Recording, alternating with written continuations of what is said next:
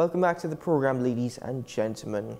Last week, I had the opportunity to speak to the Israeli ambassador to CARICOM and other states such as Barbados, Guyana, Suriname, and Trinidad and Tobago, non-resident, of course, to those states. And we spoke about the ongoing conflict between Israel and Palestine. Though in that interview he stressed it's not against Palestine, it's against the group Hamas. Now this morning we are speaking on a different side of things. We're speaking about the Gaza Strip in particular, which of course Palestinians occupy. This morning as we have the conversation, the latest information that I have at hand is that the death toll, the number of Palestinians killed in this conflict, is nearing 4,000, if it has not already crossed 4,000. The number of Israelis killed is 1,400 plus as we speak this morning. But to expand on this conversation and to hear from all in terms of what is taking place, I'm now joined by the president of the Islamic Da'wah Movement of Trinidad and Tobago, Mr. Mirza Ali Mohammed, and he is with us via Zoom. Hello, sir. Good morning. Welcome to the program.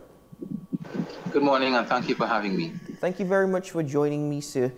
Let me ask first, this war is being described as a conflict between, from so many areas across the world, whether it be Israel versus Gaza, Israel versus Palestine, Israel versus Hamas. There's so many areas of which are being raised and so many points of which are being raised, but your thoughts and opinion on this conflict and exactly who are the sides involved? So war is never something that is good. In war, people die, families are separated, infrastructure is damaged, there's total devastation. And in many cases, you have one side being beaten up as against the other. This has been espoused by the Israeli narrative. It's a war between Israel and Hamas. Hamas has been the government of Gaza, and maybe we could get into some geography because I'm not sure if people understand the geography of the place. Hamas has been the government of Gaza. Yes, they have been declared as a terrorist organization. But one of the points I really want to make, Ethan, is I'm of the view, and we are of the view, that this war is not about between Israel and Hamas. This is about Israel and Palestine, because the atrocities committed to the Palestinian people, and I'm not saying this, UN says it, Human Rights Watch says it, Amnesty International says it, the atrocities being committed to the Palestinian people didn't start on October 7th. The atrocities against the Palestinian people started 75 years ago with something called the Nakba, where the Palestinians were violently uprooted from their lands and made refugees literally overnight. In this case, there was an incursion of Hamas, and they went into Israeli territory. But there's some people, but the context is important.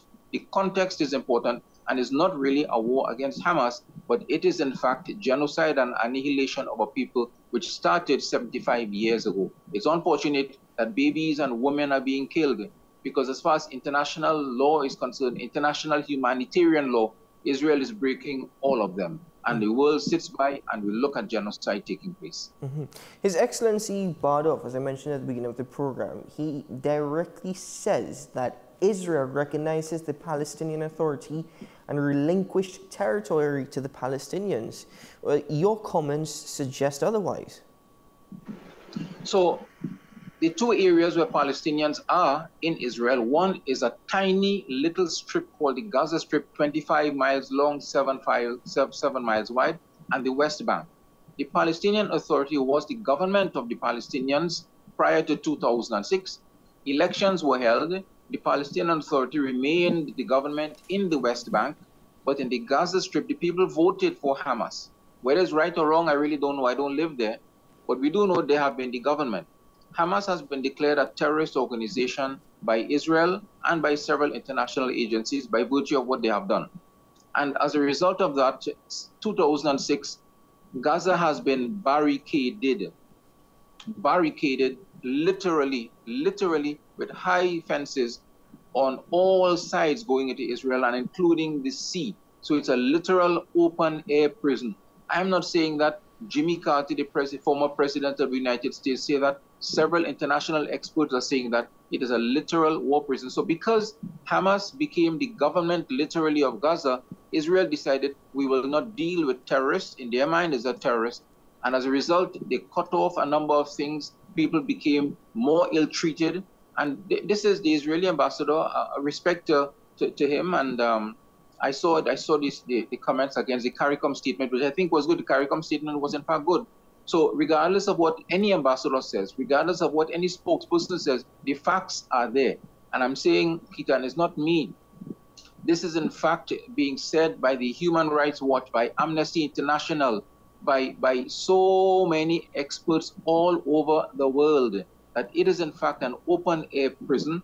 And the Palestinians, we have to be clear, the history did not start on October 7th. History started 75 years ago with this catastrophe and the continued settlements and the continued atrocities being committed.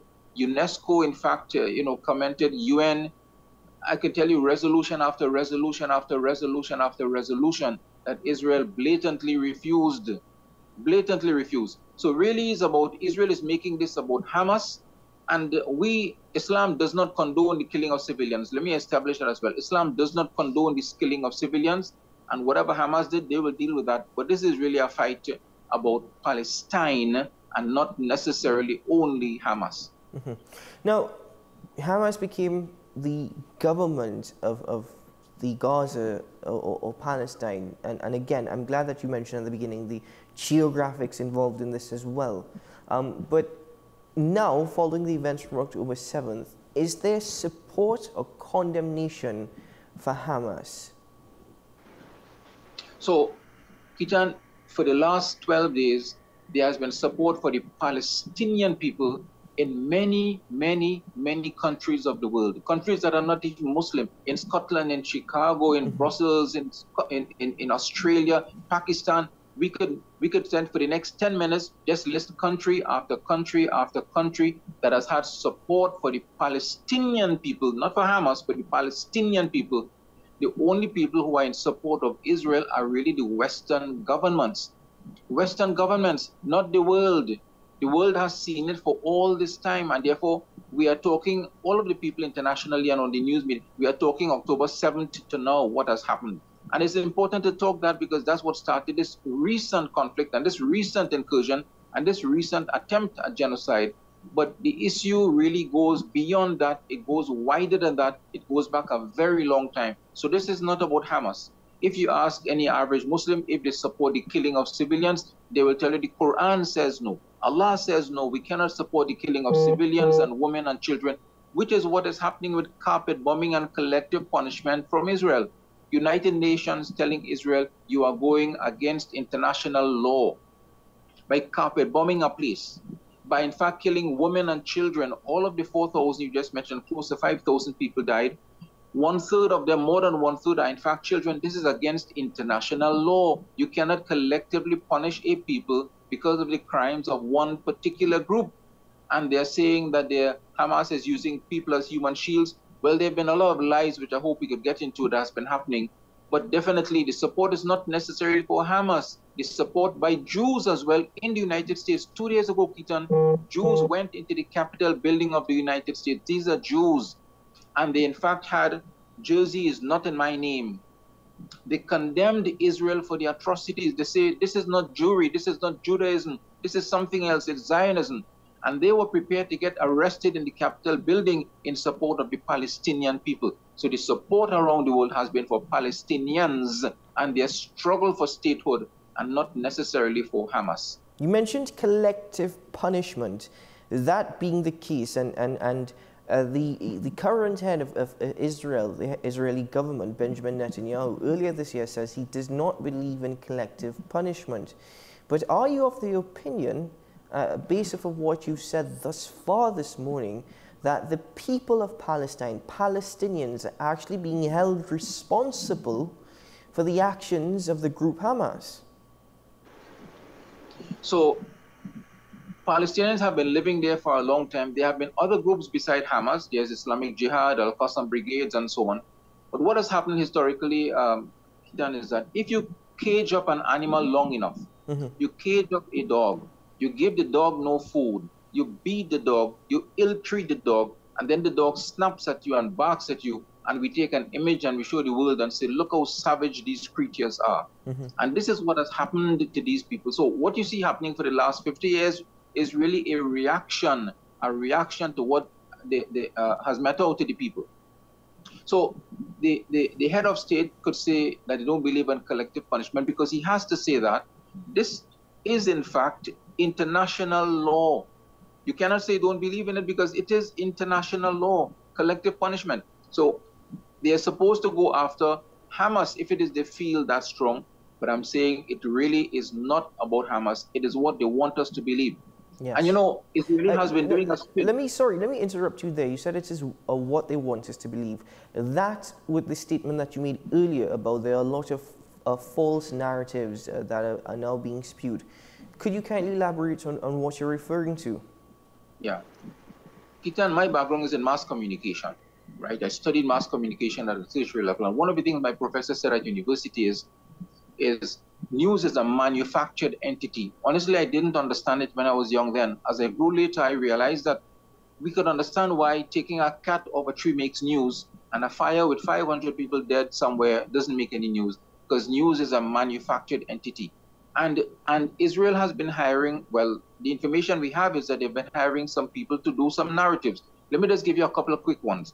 Shireen Abu Akleh, a journalist just like you, was shot in 2022. She was shot by an Israeli sniper. Israel says, no, it's not us. It is in fact Hamas. It is in fact Crossfire that in fact shot the woman. Then the narrative changed when the autopsy was done, and it showed she was shot in the face by an Israeli bullet. And the narrative changed. We had a situation just recently within the last 12 days when the spokesperson for the head of state said, Israeli head of state says, that they found 40 babies that were decapitated, beheaded. The president of the United States of America, he went on air, it is in fact on record, where he says, I saw with my own eyes images of babies decapitated. These are not, and I forget the word that he used describing the people of Palestine or describing Hamas. He said, I saw it with my own eyes. The White House scrambled within hours to go to press to say, oops, we're sorry, it really wasn't true. He did not see the images. He went with what the spokesperson for Benjamin Netanyahu said, and he went with what the media was in fact saying, but in fact is not true. The latest one is the bombing of the hospital. The bombing of the hospital, everybody is saying Israel bombed the hospital. 500 people dead in one swoop. But they're saying, no, it's not us, it's Hamas or Islamic Jihad, it's a misguided rocket. Keaton, thank God for technology. Thank God for technology. The experts have pieced together, have examined and dissected the videos minute by minute, second by second, to see which rocket was in the air, at what point in time it fell on the hospital. And the evidence is in fact quite clear. And you can Google it on your own if you want, anybody else who's looking at the show, that it is in fact an Israeli rocket that bombed the hospital. So the narrative has been there. The narrative is going on. So Israel wants to make themselves look as a victim. And if you're the victim, of course, you get the sympathy of the world, and you in fact can justify getting more weapons and so on to you. So this is not about Hamas. This is about Palestinian people being demoralized, being demonized.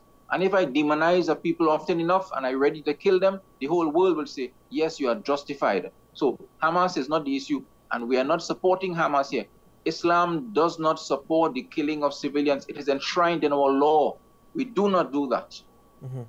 Let me just quote for you from a poem entitled Save Gaza. It was actually authored by Dr. Amina Ibrahim Ali.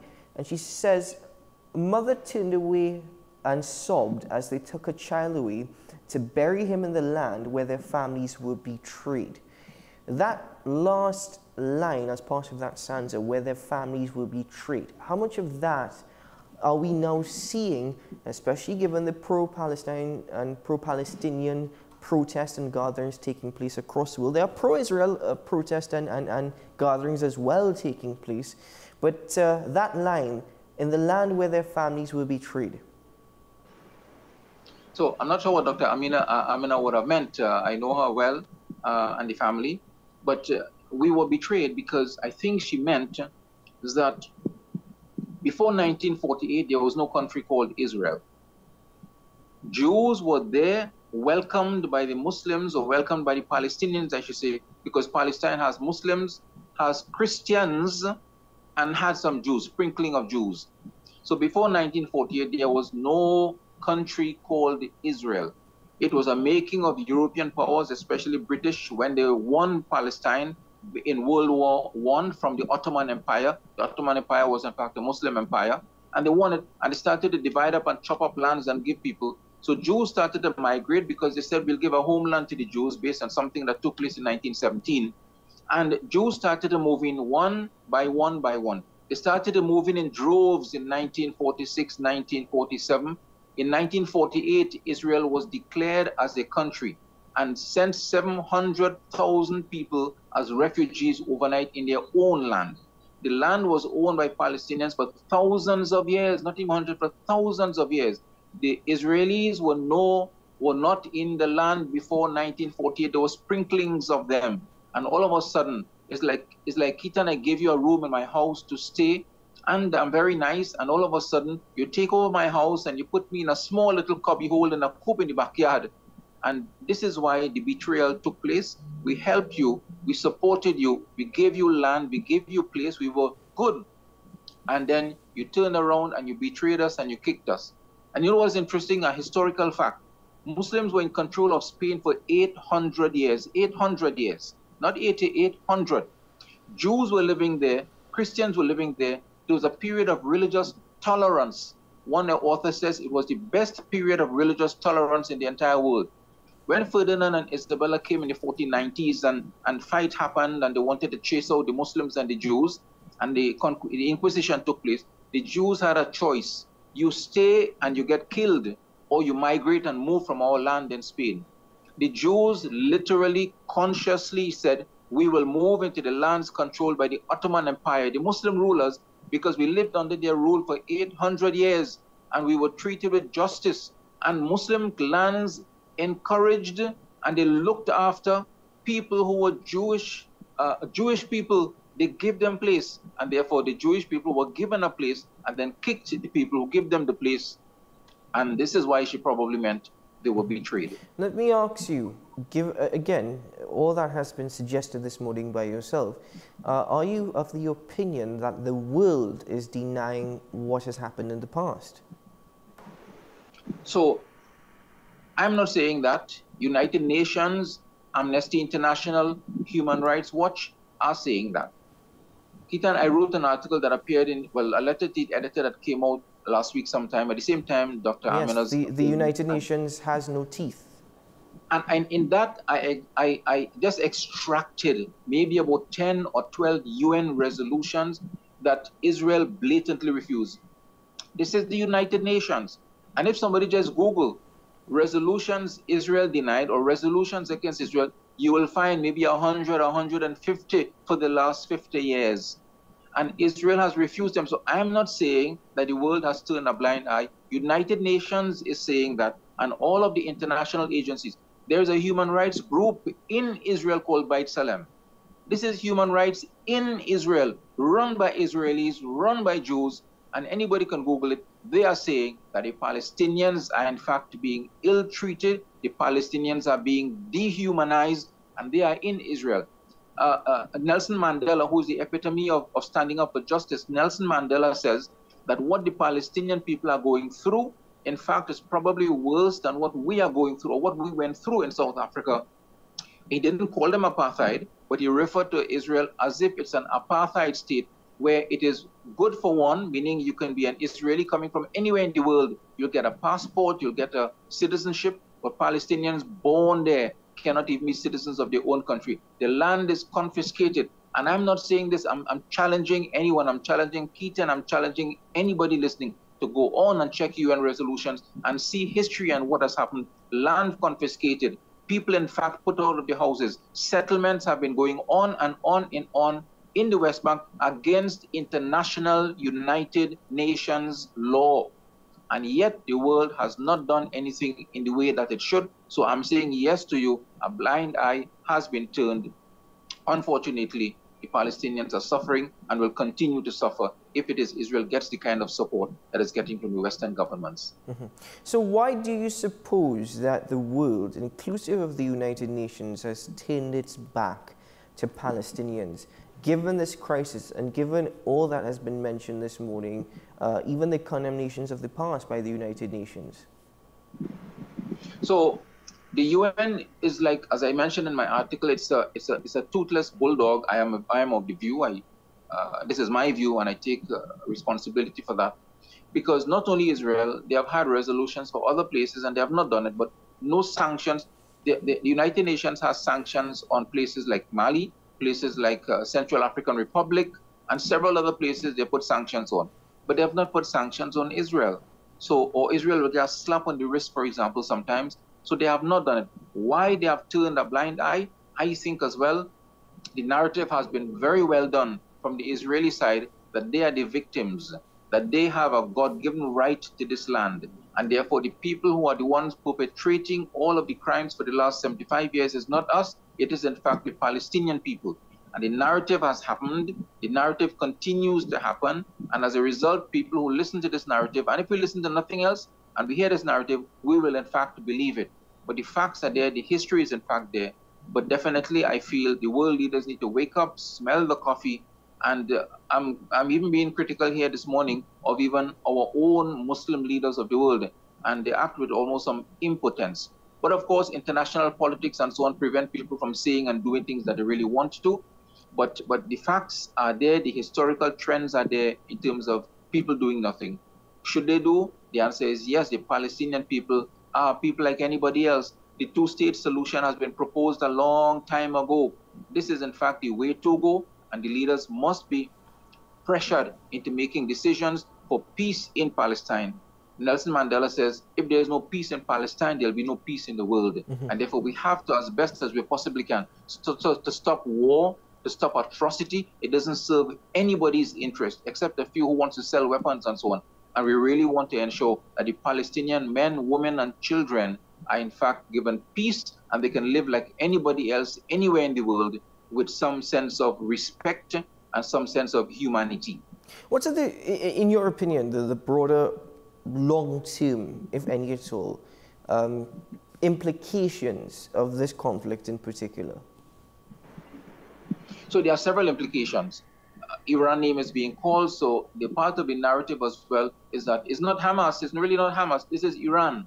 And this is not Islamic Jihad, this is Iran. This is not Hezbollah in the northern part of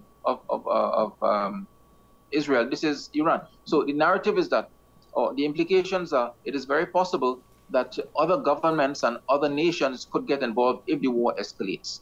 Iran has already said that if it continues, we probably will get involved. But the international politics is and the geopolitics is really interesting. Implications are, number one, there'll be financial implications. All right, Israel will get more support, more help because they are the victims. Palestinians will continue to be treated. Implications are it could become a regional war. It already started because the United States says that their warship intercepted some missiles allegedly shot from Yemen to go into Israel. If that is in fact so, they are doing a proxy war for Israel. And I don't think some of the other countries may do that. Saudi Arabia wanted to normalize relations with Israel under pressure, so they have said, no, we're not interested in doing that anymore. We're putting that on hold. So Israel will in fact have a backlash as well from Arab countries, Arab nations. There will in fact be an economical backlash, and there will in fact be hatred spewing all over the world on both sides. Israel, the people who support Israel, and you're correct, there have been some support, some protests in support of Israel. There'll be some hatred coming from the other side, and it's not good for the world. It's not good for the world. I've seen documentaries, and it's available online, where children are saying Arabs should be dead. We should kill every single Arab, and this is from the Israeli side. And imagine children are growing up on this, and children from the Palestinian side are seeing nothing else but killing and mayhem and bombing every single day. Can you imagine the trauma these children will grow up with? So that's one of the long-term implications, the impact and influence on mental health of these children and the generations to come. Is that, let me just ask you, all that you have suggested, and even the deaths of civilians associated with this conflict, Is that an inevitability of war, or have we just become so desensitized to the situation that we accept that this is an inevitability? Yeah, Ethan, you're very correct. In one part, we have become desensitized. You know, even in Trinidad and Tobago, long time people here killing, you're really concerned. Now, somebody killed here, somebody died here, somebody shot here. We have become desensitized as a people. Even with war, Ukraine going on for a long time, we have become desensitized. And just by the way, I'm throwing in before I continue. In Russia, Russia invaded Ukraine. Russia has been condemned by Western powers as an occupier, rightfully so. Israel is an occupier of land that doesn't belong to them. And yet Israel is not condemned. Israel is not condemned. So yes, we have become desensitized, number one. But even with war, there are laws. Even with war, there are rules. I didn't make that, you didn't make that. These rules have been established a long time ago. United Nations and others have established rules of war. And this is why... Therefore, if that's the case, doesn't Israel have every right? Again, condemning and condoning this entire situation, there's nothing to condone. There's nothing to condone as a part of war, right? Mm-hmm. But in terms of the condemnation, and we understand the side of Israel and Palestinians and all that is happening, even the war crimes in association to turning off water and electricity, hospitals are close to running out of fuel if they haven't run out. But with all that you said, doesn't Israel actually have every right to defend itself then? You're correct. Israel has a right to defend themselves. So does the Palestinians. So does any country who is facing an occupying force. And I'm saying again, I want to repeat about the fifth time, that history did not start on October 7th when Hamas went into Israel. History started a long time before. So Israel has a right, but there are rules of war. And it's interesting to understand this in context, because what is happening now, we're saying Israel is defending themselves. Israel has done a similar thing in 2009. They did a similar thing in 1982. They did a similar thing we could call year after year after. So this is not new. This is, in fact, the Palestinian people have been seeing this over and over and over again. Mm-hmm. And this is the prerogative that the world leaders are saying, that Israel has a right to defend themselves. So they're justified in sending warships and sending weaponry and sending everything else. But Palestinians have a right, according to international law, to stop or to act against discrimination and occupation and all of the nice pretty words that the United Nations says. And they have in fact been doing that. And in fact, they have no weaponry or little weaponry. They live like animals. The Israeli military describe them as human animals. And if I describe a people or an individual with those terms, evil, wicked, human animals, terrorists, etc., I am justified in killing them if I do the narrative often enough. And therefore, this is not only about defending oneself. This is about the Palestinians also having human rights against discrimination for 75 years now in their own land, being put out of their own place. Well, Mr. Ali Mohammed, I'm ending this conversation by asking you, my final question is actually a question of which I also asked His Excellency Aitai Bardov last week when I interviewed him. And that question is that Professor Victor Friedman, he's of the Jezreel Valley College in Israel, and he's quoted as suggesting this horrid situation is still an opportunity. Is this situation an opportunity for the entire world to come together?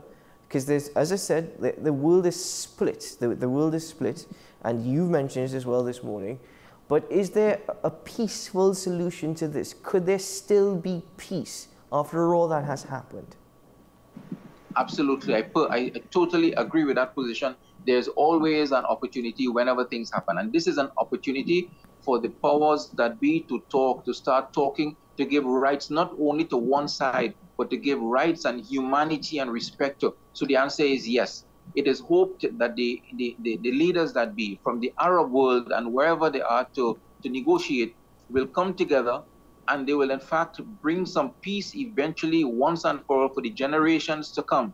this two-state solution seems to be the only plausible thing at this time, because the Israelis not going anywhere out of there because they believe they have a God-given right. So the two-state solution, in fact, might be the only possibility to bring some peace. It may not bring the total peace, but it will bring some dignity, some no discrimination towards the Palestinian people. So absolutely, yes, there is still an opportunity to cease the fire, to stop the war, and to go around the negotiation table. Anthony Blinken, in fact, we understand, has been saying that they're not talking negotiation, they're not talking ceasefire, and there's some other word. But is there an opportunity, Keaton? I absolutely say yes, there is an opportunity, and we hope that that opportunity is in fact utilized and grabbed by the powers that be in order to make a place that is better for not only Palestinians, but for Israelis as well, because we believe in justice for all. Allah tells us in Quran that we have to stand up for justice, not just for one group of people, stand up for justice anywhere in the world, even if it is within our own families. Mr. Ali Mohammed, thank you very much for joining me on the program this morning and for sharing all of this with us. It's really, I appreciate your time and for the information and for all that has been said. Thank you very much, sir. Thank you for having me, Keaton. A pleasure. Do have a good day. Mr. Mirza Ali Mohammed, President of the Islamic Da'wah Movement of Trinidad and Tobago. Yes, the world is split, but if it's one thing that all of us can agree on, there's not one side to condemn when it comes to war. I say that no matter what war or the situation is, because we can only hope for peace and peaceful coexistence. Will we ever see that, or will we ever be able to achieve that? I'm not sure, but there is always hope. There is always hope for that. Ladies and gentlemen, this has been AM Prime on WESN Content Capital. I'm Keaton Shaw. Thank you very much for joining me this morning. Wishing you a good weekend ahead, maybe a restful one, maybe a quiet one, a safe one. And until we meet again on Monday morning from 6 a.m. for more AM Prime, do have a good weekend, take care, and keep well. Bye-bye.